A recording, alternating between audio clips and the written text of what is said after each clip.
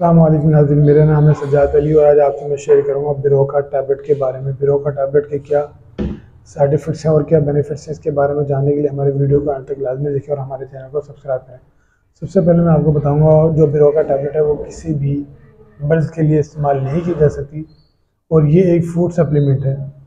اگر آپ کے جسم میں کسی قسم کی کیلشیم کی، وٹامن ڈی کی، زنک کی یا میگنیشیم کی کمی ہو تو آپ بیروکا ٹیبلٹ کا استعمال کر سکتے ہیں۔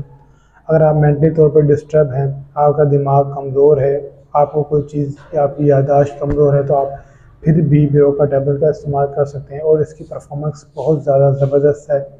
ایک پیک استعمال کرنے کے بعد انشاءاللہ تعالیٰ پرفارمنس آپ کے سامنے ہوگی اور یہ آپ کو کسی بھی میڈیکل سٹور یا فارمیسی سے ایزیلی مل سکتی ہے اور یہ ایک میڈیکیٹڈ ٹیبلٹ ہے۔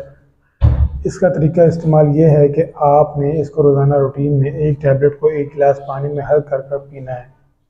ایک پیک کے اندر میکسیمم 15 ٹیبلٹس ہوتی ہیں۔ 15 ٹیبلٹ استعمال کرنے کے بعد ریزلٹ انشاءاللہ تعالیٰ آپ کے سامنے ہوگا، لیکن میکسیمم آپ کا جو اس کا کورس ہے وہ آپ نے 2 سے 3 منتھ استعمال کرنی ہے۔